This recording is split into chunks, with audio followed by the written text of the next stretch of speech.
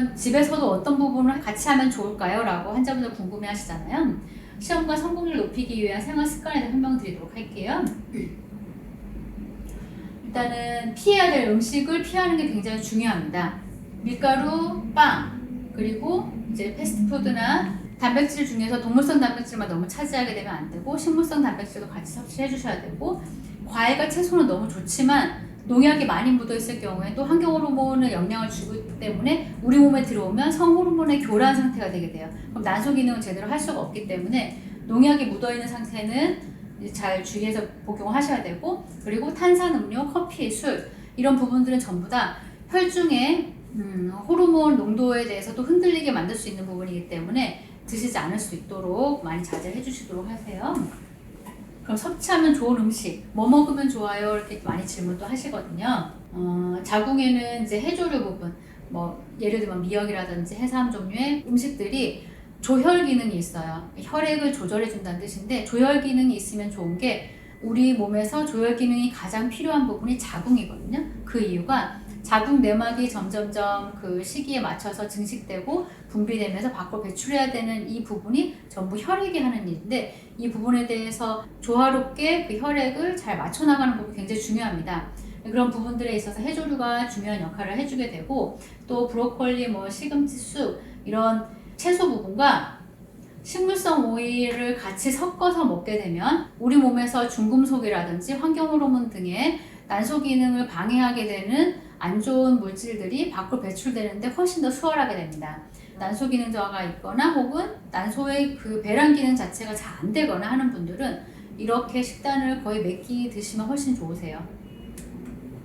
시험관 성공률을 높일 수 있도록 운동을 하는 부분을 많이 강조를 드립니다. 근데 운동을 이제까지 한 번도 안 했던 분들 같은 경우에는 처음 한 달 동안에 포기하게 되는 경우도 많아요. 왜냐면 운동센터에 가면은 기존 다른 회원들한테 맞춰져 있기 때문에 그 운동량이 나한테 적응하기 어렵거든요. 그래서 그 부분을 처음에는 적응할 수 있도록 다른 분들 하는 것보다 50% 정도 시작했다가 점점 더 늘리시는 것이 좋습니다.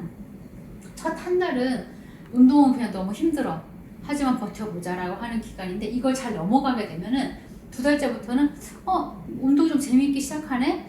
처음에는 진짜 근육통도 있고 자꾸 감기 걸리고 아팠는데 요번 달은 좀 괜찮게 넘어가네 하는 적응 기간을 넘어가게 돼요. 그 다음에 세 번째 달에 가게 되면은 운동을 안 하면 몸이 더 무거워요. 운동하면 기분이 상쾌해요. 그 다음 날도 몸도 훨씬 더 컨디션이 좋게 에너지 있게 일을 할 수 있어요. 라는 단계로 가게 됩니다. 그래서 세 달은 꼭 참고 한번 해봐라 라고 제가 강조를 드리게 되는데요. 그러면 운동 방법에 대해서는 가장 필요한 건 순환 부분이에요. 특히 그 순환 중에서도 복부, 골반, 하체 쪽 순환이 가장 집중해야 되는 부위라고 생각하시면 돼요.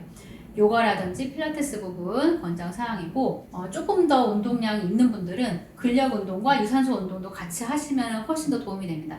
근력 운동 할 때 아까 이제 순환 부분과 마찬가지로 복근, 그리고 힙, 둥근 부위, 그리고 하체, 허벅지 부위 이 부분에 대해서 근력이 잘 증가할 수 있도록 운동해 주시면 더 효율적이십니다.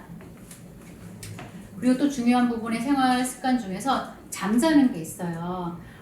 불면증 혹은 아주 심한 불면증은 아니어도 잠이 얕거나 혹은 자꾸 깨거나 아니면 누웠는데 잠드는 시간 오래 걸리거나 자고 일어나도 개운하지 않거나 수면의 질이 떨어지는 환자분들이 상당히 많이 보게 됩니다. 일단은 11시 이전에는 수면하는 게 좋아요. 10시부터 한 2시 정도 시간에 난소의 난포 성장 기능과 관련되어 있는 성장 호르몬이 가장 많이 분비되는 시기입니다. 난소 기능 저하나 폐경 진단을 받은 분들도 그 시간에는 미량의 성장 호르몬이 분비가 되게 돼 있어요. 그럼 그 부분을 내가 완전히 다 활용할 수 있도록 할 수 있으려면은 10시 정도에 잠을 드시는 게 좋은데 사실은 뭐 퇴근하고 오고 뭐 하다 보면 10시 잠들기가 힘들어요. 그래서 제가 권장사항은 11시 이전에는 꼭 수면을 해라. 핸드폰 시기가 딱 11을 찍히면 다른 거 하지 말고 빨리 잘 수 있도록 해라. 이렇게 권장사항을 드리고 그 시기에 잠드는 게 훨씬 더 잠도 빨리 들어요. 나는 잠드는데 시간이 오래 걸려요 하는 분들은 이 잠대를 놓치기 때문이거든요.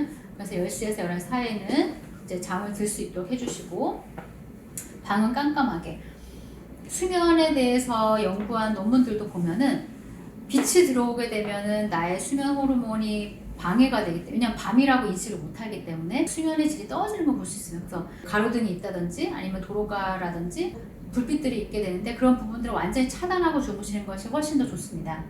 그리고 핸드폰 사용 금지 굉장히 중요한 부분이에요. 아 이제 11시에 자야지 하고 딱 누웠어요.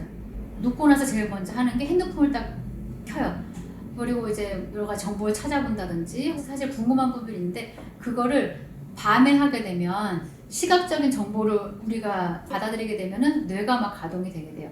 수면을 하려면 모든 게 다 이완되면서 스트레스가 완전히 다 가라앉아 있는 상태여야 되는데 그게 다시 시작이 돼버리거든요. 그러면 수면이 들어가기까지도 어렵고 수면을 하더라도 질적으로 떨어지는 수면을 하게 됩니다. 그래서 핸드폰 사용 같은 경우에는 낮에 보통 많이 하시고 햇빛이 떠 있을 때는 검색이나 이런 것도 많이 하셔도 돼요. 근데 해가 지고 난 다음에 특히 밤에는 여러 가지 정보와 나의 머릿속에서 뭔가 막 고민해야 되는 부분들의 상황은 다 이제 차단해 주시는 게 좋습니다.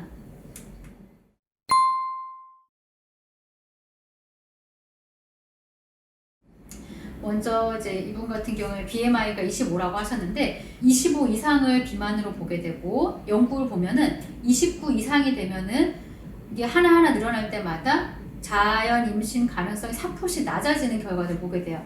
그리고 또한 32 이상에서는 배란 장애로 인한 난임이 2.7배가 또 증가를 하게 돼요. 난소 기능 저하가 있을 때 체중 감량에 대해서 권장 사항은 한 달에 내 몸무게 5% 정도를 감량해라. 많은 양은 아니거든요. 근데 만약에 뭐 60kg 정도 되시는 분이다. 그러면 한 3kg 내외 정도. 그리고 잘 감량을 했다고 해서 그 다음 달에 또 해버리지 말고 그 다음 달엔 그걸 유지를 해라. 그러면 뭐 총 기간으로 보자고 하면 2달에 5%를 감량을 하게 되는 거예요. 처음에 이제 체중 감량할 때 초기에 좀 빨리 빠지기 때문에 그 부분에서 5% 감량하고 그 다음 달에는 그걸 잘 유지하고 다시 그 다음 달에 다시 5% 감량하고 이런 부분들에서 권장 사항이고 영양분에 대한 섭취 사실 진짜 잘 안 먹어야지 빠지는데 난소기능 저하 환자분들 잘 먹어야지 또 난포가 자라거든요. 이 부분에 대해서 어려움 많이 겪게 됩니다. 영양소는 고르게 먹되 먹는 양 자체는 평소 양의 50% 나중에 유지기간이나 내가 이 부분에 대해서 원만하게 들어갈 때는 원래 먹던 양의 70% 정도. 그리고 운동 같은 경우에도 조기폐경 연구들에 보면은 과도한 운동이 또 조기폐경의 원인이 되는 경우도 있어요. 그래서 내 몸에 피로감이 너무 만성적으로 누적되지 않도록 하는 강도 안에서만 운동이 사실 권장 사항입니다. 일주일에 한 3-4번 정도, 뭐 1시간 정도 이제 운동 유지 시간을 가지면서 진행하시면 적당한데 체력에 따라서 이 부분은 과할 수가 있어요. 나는 운동을 그렇게 했더니 매일 피곤해요 하는 분들 같은 경우에는 운동 강도나 지속 시간이나 운동하는 횟수를 좀 줄여주시는 게 좋고 아까 강의에서 얘기했던 것처럼 순환을 도와주는 요가나 필라테스 쪽으로 이용하시면 좋겠습니다.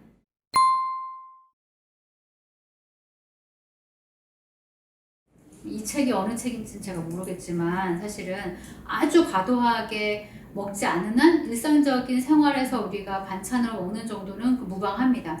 콩은 식물성 에스트로겐이 들어가 있기 때문에 식물성 에스트로겐이 우리 몸에 들어갔을 때 에스트로겐이라고 하는 내 몸에서 분비되는 것과 혹은 이제 충돌될까봐 언급을 하신 것 같은데 너무 과량으로 먹지 않는 한에서는 우리가 일상적으로 반찬에서 먹는 부분 혹은 밥에서 잡곡으로 먹는 부분 이런 부분들은 다 무방하게 가능합니다. 네, 질문 요 정도까지 들어가도록 할게요. 오늘 강의 잘 들어주셔서 감사합니다.